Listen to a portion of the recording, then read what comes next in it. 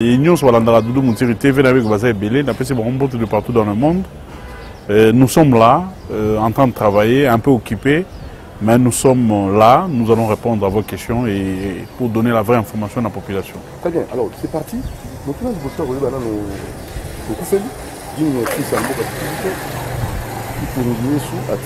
un mot. Nous, on est Bantou, on est adversaire. En politique, on n'est pas ennemi. Nous souhaitons sincères condoléances à la famille politique et biologique et à Patrice Kitengiesu. Nous demandons au Tout-Puissant, notre Dieu, maître des temps des circonstances, à battre la mouli Monae et puis Manakimia. Ainsi va la vie. Nous allons continuer à travailler pour la République, dans le cannabis politique évidemment, que ceux qui sont restés puissent aider les chefs de l'État. Il y a pour ça la Moussala, Moki les Ali Bongo. Voilà, alors très rapidement, point de presse à président de la République, en rapport avec l'éruption volcanique, Orlando Galoubi est dans une situation est sous contrôle. La situation est sous contrôle. Et à Saint-Guipé, la Baïki va dans un Makoki, c'était un Congolais, il va épauler. Un mot en rapport avec. Moi, je pense que point de presse, il y a chef de l'État, c'est un raté. Je donne trois éléments. Ok, vous avez la parole. Le chef de l'État dit que la situation est sous contrôle. Alors nous savons que sur place, Nagoma, la situation n'est pas sous contrôle. Les gens sont partis comment de Goma à Saki, à pied. Les équipes, pour la prise en charge, à déplacement, à battre tout ça, ils étaient débordés. Les gens ont fait le pied. C'est-à-dire, sur le plan technique, organisation, Moko a quitté. Il y a prise en charge, à déplacement, à battre. Ceux qui ont quitté Goma pendant qu'ils ne boucavent par bateau, Togaki, mais pour toi, le gouvernement, non, on a pris en charge et transport au Lukuta. Les gens ont payé, on a pour pas bateau. Et puis, bazo se prennent au moment où catastrophe fait Selemi, bateau moussou sa mouté mamabé, bazo ba mati si ba pris. Il y a transport en avant, pas voyage. Donc la situation n'est pas sous contrôle. Ceux qui sont partis à Saki, là ils wap, nakata be kol. Nakata banda ko ya bato ya bonne foi. Doudou Moutiri, Moutoumala, Mouamoni Bandeko et tout ça, Monda Goza Mounen, Obeng Bandeko Noé, Boye, Bolali. En ce moment-là, l'équipe du gouvernement était où? Et le gouvernement national et le gouvernement provincial. La situation n'est pas sous contrôle.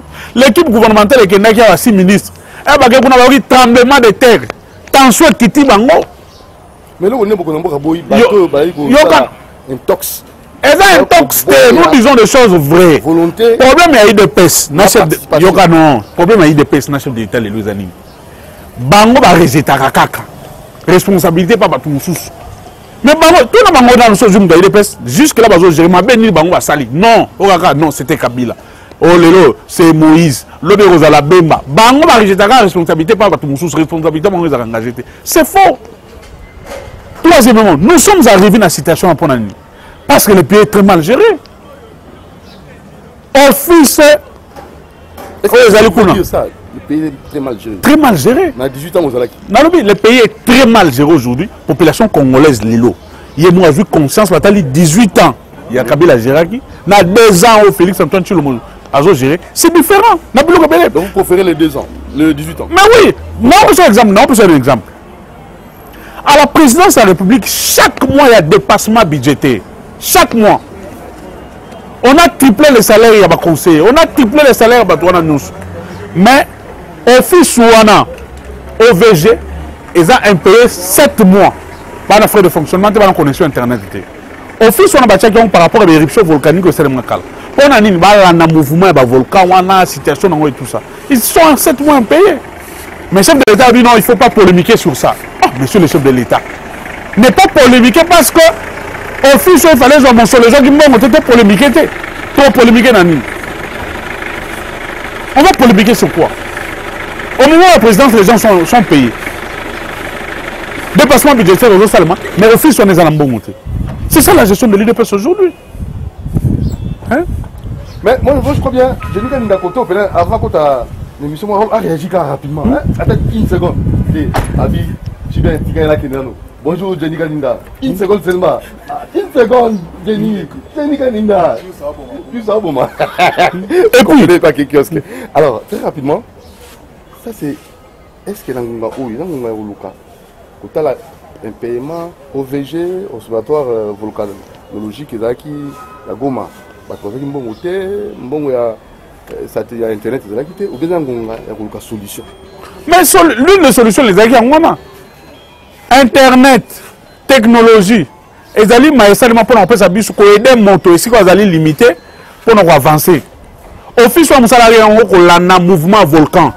Pour que ça, on a des experts qui ont information en temps réel. Il y a des choses de Doumutiri. Ceux qui ont fait une connexion, Internet, il y a des choses qu'on aurait pu éviter.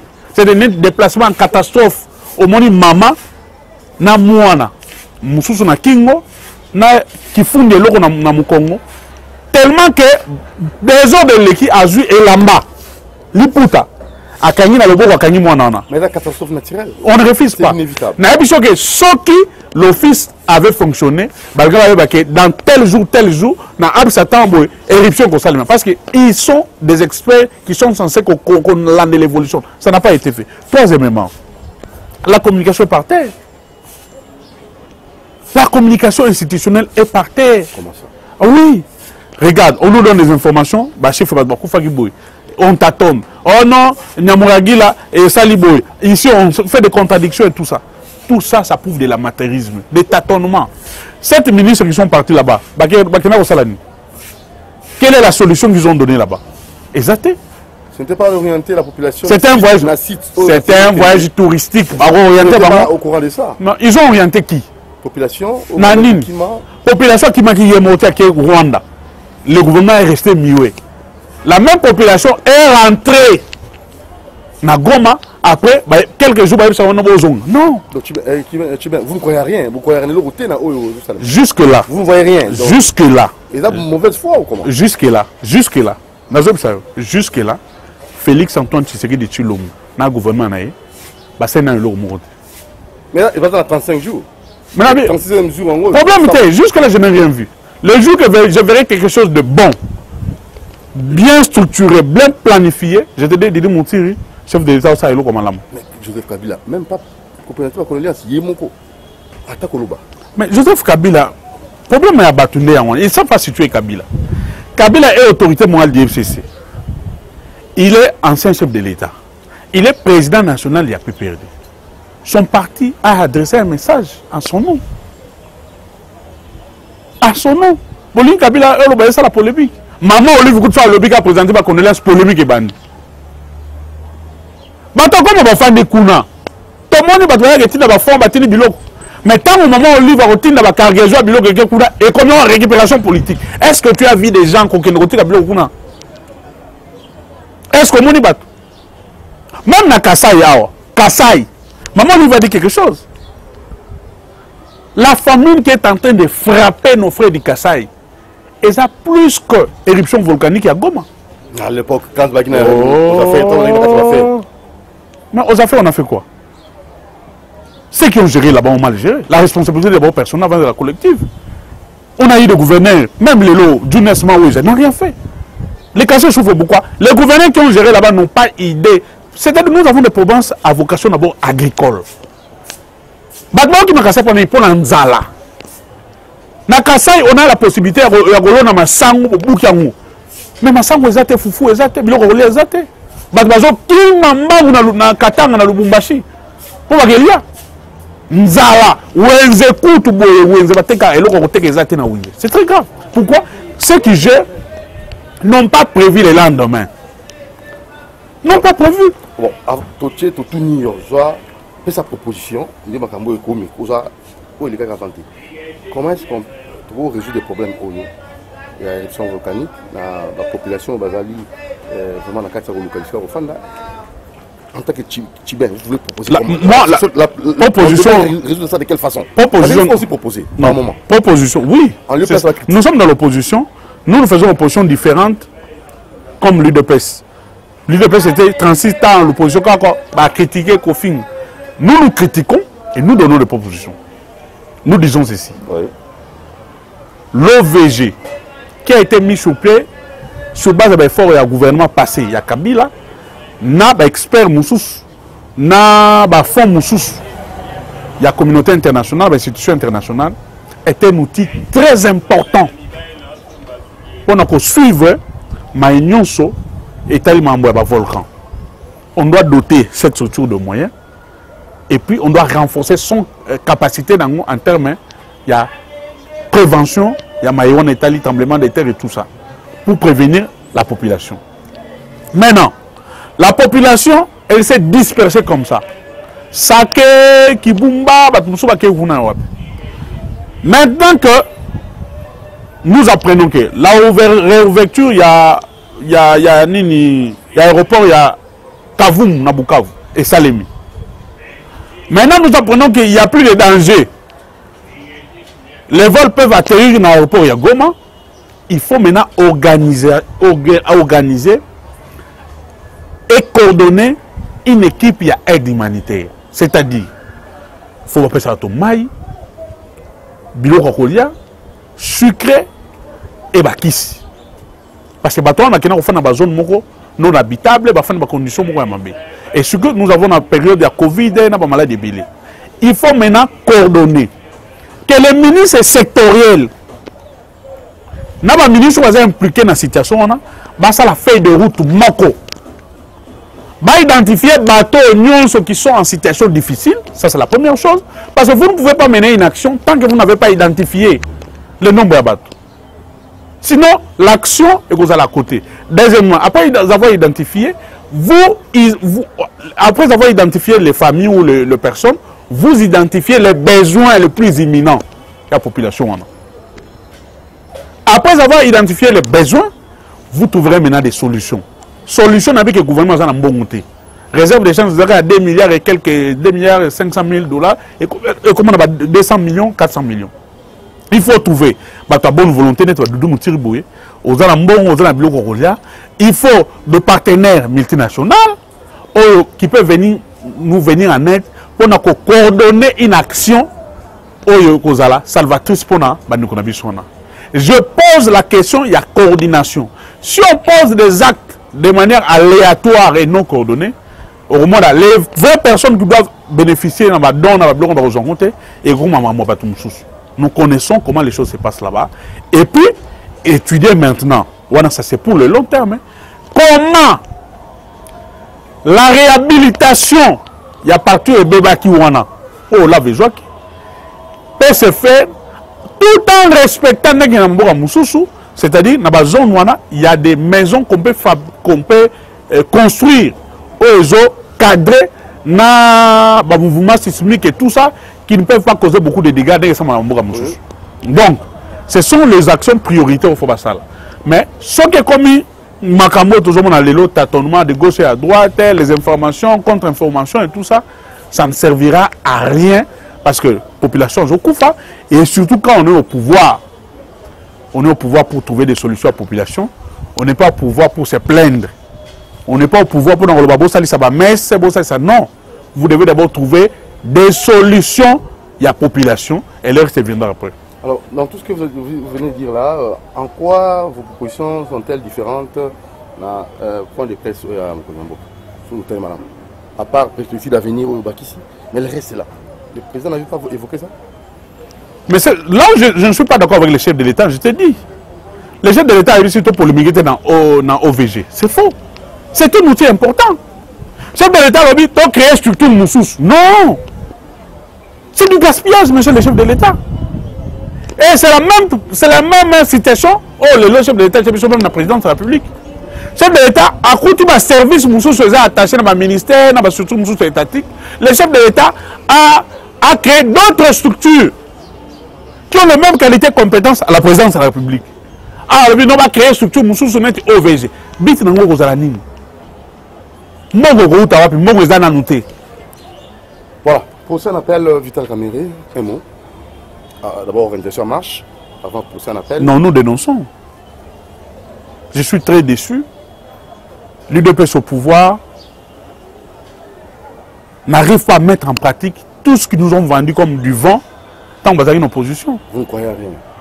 Quand l'UDPS était à l'opposition, ceux qui marchent, ça, les gaz, Kabila, Tinba, policier, n'a pas gaz. Marche, mon gars, l'UDPS va violer l'état d'urgence, parce que façon neuf, les policiers va koufa. Tout n'a pas les lots, les lots. Marche, wana, va koufa. Responsabilité, c'est un. Kabila, non, c'est une honte. INC a organisé une marche pacifique.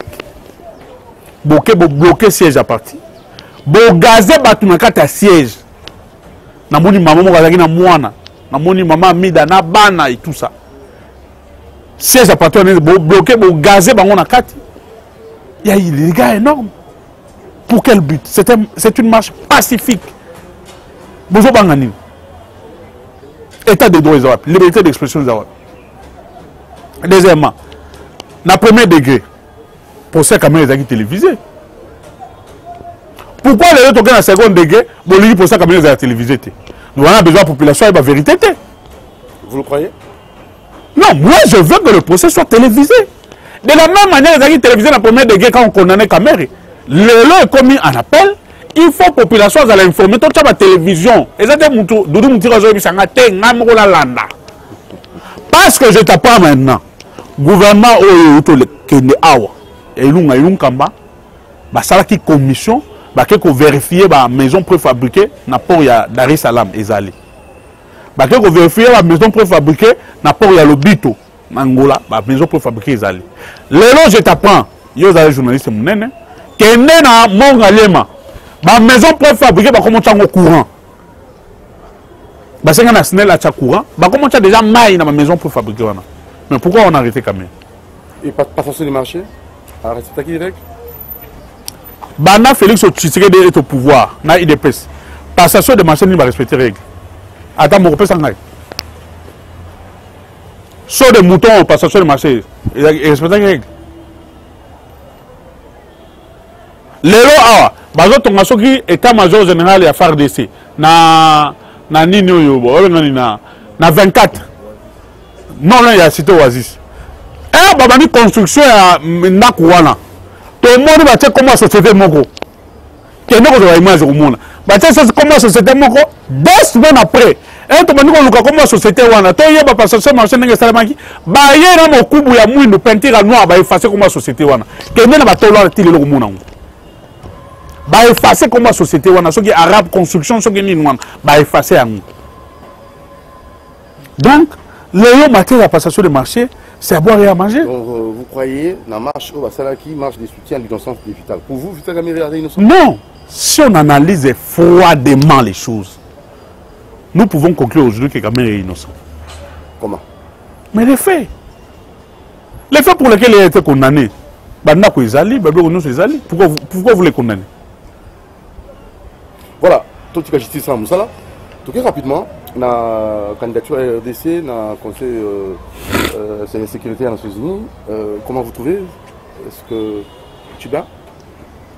Dans le point de presse, par exemple, je crois qu'il est comme moi, l'ambassadeur va soutenir la candidature de Bissau. Bon. Ça vaut la peine? C'est notre droit le plus légitime. Si les gens pensent que d'autres sont membres permanents du Conseil de sécurité, c'est une bonne chose. Mais maintenant, il faut nous dire qu'on postule, qu'on est la membre du Conseil de sécurité permanent et tout ça. Les Congos gagnent quoi? Voilà les vraies questions. Qu'est-ce que nous gagnons? Deuxièmement, qu'est-ce que le Congo va porter comme voix en tant que membre permanent du Conseil de sécurité sur les questions africaines, par exemple? Lelo, Mali, il y a instabilité. Président de l'Union africaine. A Kenaki qui soutenir moi na Déby, na Tchad, Déby a Koufi bazu moi na Baché. Mais na Mali, aucun mot. Toyoki Koutou Macron a condamné un mot. Non, 2 poids 2 mesures. Na Tchad vous soutenir moi na Déby, au baba français babomaki parce que comment télé la bango, bazu moi na Baché, vous soutenir c'est de l'état Koutou Kendaki, Macron Kendaki. Na Mali awa, vous comment condamner? Pourquoi? qu'est-ce que nous allons apporter sur le plan africain comme données à Conseil de sécurité? La voix de l'Afrique sera portée là-bas sur la question d'abord immigration,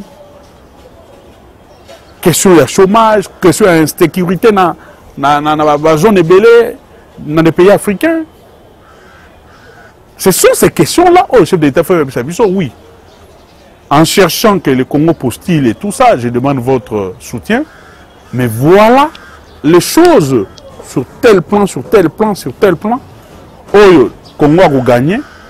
Ce qui est au deuxièmement, voilà en tant que président de l'Union africaine, en tant que président du Congo, ce qui est au Keikuna, qui est au Longi, va voter. Voilà. Vous savez, un point de presse. Même point de presse, il a des canons, non? Mais est-ce que vous avez est-ce que vous avez bien? Alors, vous avez la proposition, peut-être dans les campagnes de... Non, non, bien, non, bien. Magamona Toba, bien. Bien. C'est-à-dire, Doudou Boutiri, différence à gestion, il y a IDPS Nabiso Yangwana. IDPS vient dire des choses dans la télévision, après, Bazong va réfléchir. C'est sûr. Mais je te dis. Bon, on a la télévision, trop ça, après, pour nous réfléchir. Non, on réfléchit d'abord en amont. Il y aura même des bureaux d'études, il y aura même... Oh, ils sont quel bureau d'études? Vous croyez... Pas bureau d'études des Awapu, les gens t'attendent. Bureau d'études, t'as là. Ceux qui les gens sont coachés par des bureaux d'études, on vous a bien préparé. Les gens ne t'attendent pas. Il y a beaucoup de tâtonnements. Projet à 100 jours, ils ont. Si les élus, ah, et comme on remarque que ce si les élus,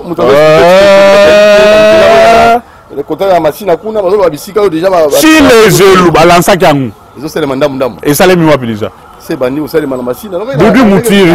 Doudou Moutiri. Ouais. Na tous les procès sans jour, est-ce que Bakmaïba a 100 jours de projet à Kabila? En fait, vous faites quel... Est-ce qu'il y a un projet, va poser mieux son chef de l'État a joué à 100 jours de projet à Kabila? Même ce sont des projets que le gouvernement Kabila a laissés. Mais la différence, il y a Baron Abissouzaï, c'était des projets qui étaient aux études encore. Il fallait qu'on sache des études de faisabilité et tout ça. Ce qui est tout donné 6 lits, après balancer à nous. Quand le chef de l'État vient, c'était une bonne chose au projet. Mais les études n'ont pas été approfondies. Il y a un monde qui rataki. Et les bandits, c'est un projet qu'on a raté. Tu es jaloux. Et ceux qui voient. Tu les jaloux, les bisois, va en poupe, mon pape, ma kelele, les arabes. Donc vous croyez à 100% la gestion à Kabila, vous ne croyez même pas à 1% la gestion à Kabila? Je n'ai pas dit cela. Si je dis que pendant la gestion Kabila, tout a été rose, nous sommes dit malam, nous avons zoba, nous avons pendok, bateau à la namba on dit mangaité. Mais j'ai dit seulement que la gestion de Kabila était basée sur les textes. La gestion de Kabila a été préparée par rapport à la gestion à l'îlot. Avec quel résultat? Résultat, c'est belé. Doudou Moutiri, quand Joseph Kabila devient président en Mbokao, c'est payé avec quel budget? C'est payé avec quelle institution? Les au Parlement, au Sénat, ce sont les efforts, il y a Kabila. Mais le social? Non, c'est là. Le social ne peut pas venir sans la stabilité institutionnelle. Sans la stabilité à cadre macroéconomique, vous s'il vous plaît. S'il vous plaît. Kabila a jeté les jalons à développement en Mbokao. C'est-à-dire en dotant une république, les institutions. Parce qu'un État, pour avoir un État, il faut dans la superficie, il faut dans la population, il faut dans l'institution, il faut dans le gouvernement. Kabila a donné la forme étatique à Mbokao. Nous avons une constitution, nous avons des institutions, il y a développement, nous avons les institutions d'appui à la démocratie, nous avons le gouvernement. C'est grâce à Kabila. Il a donné à ces pays un budget. On n'avait pas un budget. On nous parlait de 100 millions, 50 millions de dollars. Quand Kabila est devenu président Mbokao.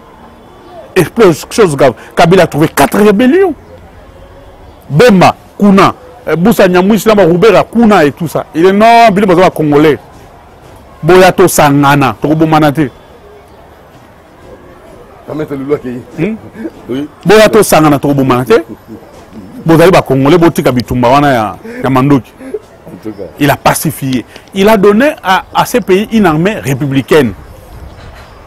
Maintenant, ceux qui sont venus devaient continuer sur cette lancée-là. A-t-il une réserve d'échange à 2 milliards de dollars? Lelo, tout n'a pas de Kabila, réserve d'échange à combien? Est-ce que je peux vous opposer un peu, même 3 minutes, Maître Loulou, s'il vous plaît? la même question, mais il y a tout ça, pour la nité, dans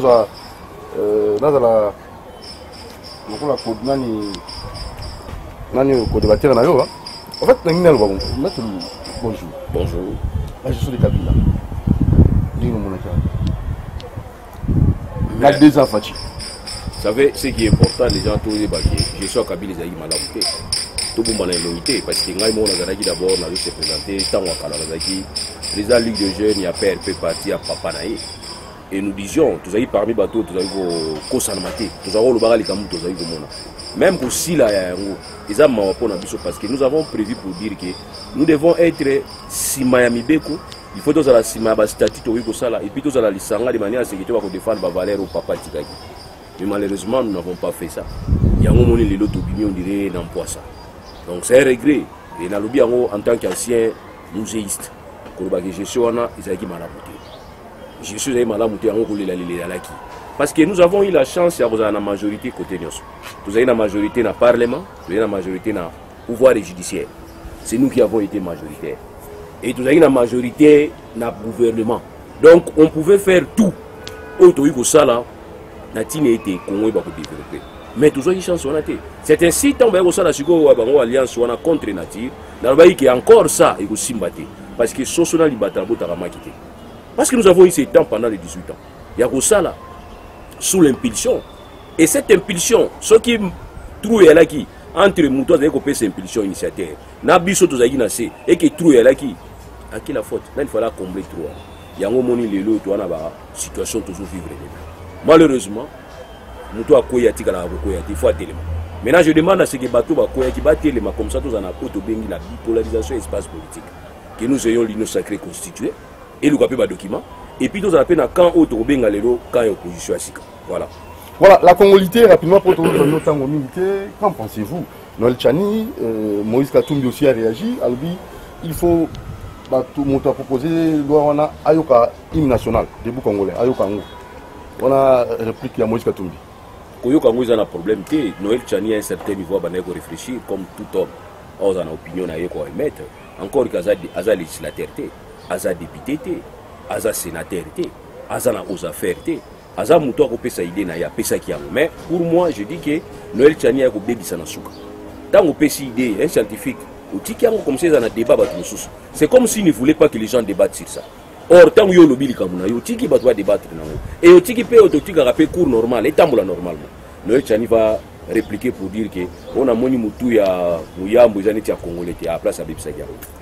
Et en plus dire que Azana soutient un chef de l'État. Encore ça, je dis que le chef d'État n'est pas un acteur politique. Il est une institution. Même si on veut soutenir Yo, avancer, il faut tirer toujours dans ça un trafic d'influence. Et voilà, plus il y a Bébé. Et aussi, il y a l'IDPS qui ça va monter. Dans la loi, le chef de l'État, base politique. Parce que tout chef de l'État a un projet à la société. Il y a un parti, débat qui n'a pas parti. Tout petit exemple, l'Afrique du Sud. L'Afrique du Sud, pour être président, le candidat président, il faut avoir un président élu, il n'a pas parti, et il faut le démérer. Tous ces exemples, en Angola, il faut être président, il y a parti, et le démérer, pour être président. Mais chez nous, article 96, c'est le but, au Rwanda, il y a un rôle dans le parti politique. Or, parti politique, il y a un mission, un projet dans la société. Alors, les loyaux, côté la IDPS, il y a la silencieuse. Il y a un propos, chef d'État a appuyé. C'est comme si l'IDPS a eu un rouage à côté de l'autre. Il a rôle fallait jouer. Parce que les lots, les victimes, il faut qu'on se le dise. Les opposants, ça fait 37 ans. Qui m'a dit mingi libanda, qui au bota mingi libanda, bana wana mingi baza ba étranger. Si quoi biso ne toujours bundela bana wana. Na koloba ke to fongola muke nationalité na biso, eza exclusive, ezali une et exclusive. C'est bien. C'était dans un contexte, nous ne sommes plus dans ce contexte. Tous sont en asima total, la nuit, tout ça, la poteau font la brèche. C'est-à-dire, bana ou bazali, papa, maman, bakimaki mobutu, bakimaki kabila les pères, bakina s'est installé en France, baboti bana en France, bana va continuer à 40 ans, 50 ans, bana bazana pour sa bazonga.